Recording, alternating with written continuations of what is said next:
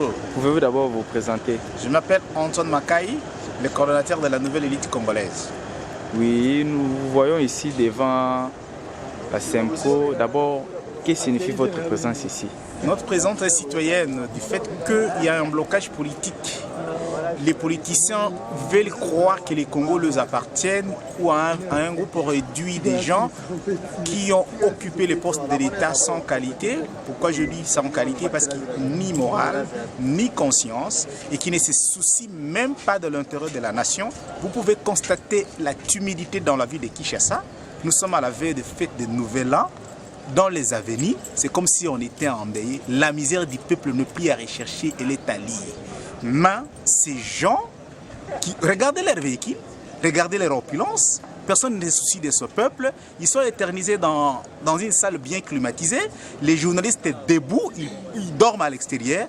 Ils n'ont même pas droit à un J. Ils n'ont droit à rien parce qu'ils s'appellent Congolais et nous sommes, si c'est des Congolais ou des Congolisats, nous voulons les appeler ceci. Si aujourd'hui ils ne seront pas à la hauteur de se mettre d'accord tout en respectant la Constitution, on va les aider, les humilier du premier au dernier. Comment vous allez procéder à les humilier? Nous allons faire la désobéissance civile. Nous savons notre Constitution. Aucun politicien ne nous a aidés en 98 pour chasser la rébellion qui était à l'aéroport et à Massine. Nous sommes un peuple. Aucun politicien ne peut se flatter aujourd'hui que ce qui se passe à l'Est, c'est par son auteur. C'est la société civile, c'est le peuple qui se prend en charge. Les rébellions causées par le Rwandais, l'Ouganda, ce sont le Maï-Maï des Maniema et des autres, c'est la résistance populaire qui a réduit les effets. Ils ne sont que les opportunistes qui ramassent le pouvoir. Nous voulons le rappeler, créer un parti politique n'est pas créer une religion où on croit. Les leaders des partis politiques doivent se séparer de leurs égaux. La Constitution est claire. La souveraineté appartient au peuple. Et ce peuple est conscient, et encore très conscient aujourd'hui, que nous n'avons pas une classe politique responsable. Donc vous ne croyez pas à ces assises? Nous croyons aux assises, mais nous ne croyons pas à la compromission. Dialoguer, c'est la culture. Elle est africaine, elle est congolaise dans toutes nos cultures, dans tous nos villages, sous l'arbre à palabre.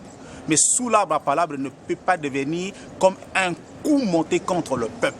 Comment ils peuvent se mettre là? Regardez même dans les textes, regardez quand Tchachi, même les textes qui se proposent là, où est la part du peuple? Tous les conflits autour de partage de pouvoir, tous les conflits autour de moi, tous les conflits autour de celui qui sera là. Nous les rappelons de venir à l'ordre et nous mettons en défi qui se croit leader sans leadership. Il va se retrouver les plus humiliés. Du premier au dernier, nous disons aux politiciens, trouvez un accord qui respecte le peuple, trouvez un accord qui respecte la Constitution, trouvez un accord qui ne viole pas la liberté de tout et chacun et nous dénonçons les arrestations arbitraires, les calomnies et les injures dont la jeunesse est subie par les politiciens inutilement.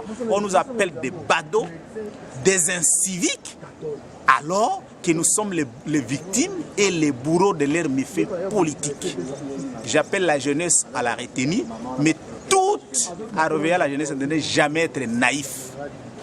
Aucun de nous n'est plus congolais que nous et un mandat électif peut être retiré par manque de confiance ou de légitimité. Dourma Rissif a été élu. La présidente est détruite aujourd'hui, déchue de ses fonctions. Donc aucun mandat, quelqu'un ne peut pas dire que j'ai un mandat constitutionnel quand il ne sait plus répondre aux besoins de la population. La légitimité est une question de temps et des actions. Ça se retire. Et nous voulons demander à la SEMCO. Les bons offices ne peuvent pas violer la Constitution. La SEMCO est la première organisation à réveiller la communauté congolaise en 2014 au mois de juin avec le message de leur lettre officielle publiée protégeant notre nation qui a parlé strictement du respect de la Constitution et surtout de l'article 220.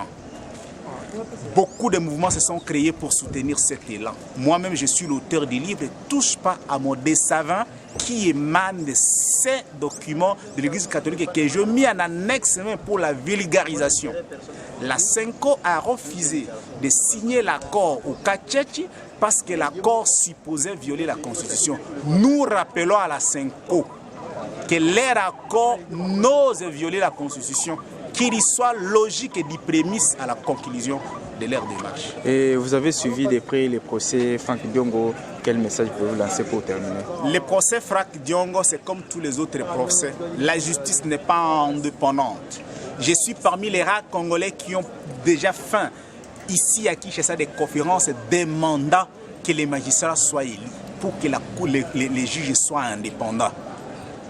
L'article 114 de notre Constitution, 145 de notre Constitution qui parle que la justice est faite au Congo au nom du peuple est tenté d'être violé chaque fois. Comment quelqu'un qui ne parle pas, son dossier peut être instruit, qui n'a pas droit à la réponse, qui n'était pas à son état physique, parce qu'on est dans le pays des chiens ou des animaux, où on n'a plus les cœurs, on ne peut pas regarder les temps physiques. Quelqu'un qui était en train de se mouiller les pantalons devant la cour, et on le fait amener à Makala à cet état, c'est le faire tuer. Et l'État n'est pas là pour tuer, c'est pour protéger et sauver. Le procès Diongo n'a jamais eu lieu, et je dis ce n'est même pas un procès. Vongo n'a jamais été jugé parce qu'il n'a pas eu les droits de défense. Vongo a été militarisé dans sa maison, on l'a amené, les militaires qui l'ont amené à la Cour suprême de justice, tout le monde a été en témoin, c'est pas la police, on l'a amené à Makala et c'est tout. Diongo est abattu. Un jour dans l'histoire, le procès Diongo aura lieu, mais il n'a pas encore eu lieu.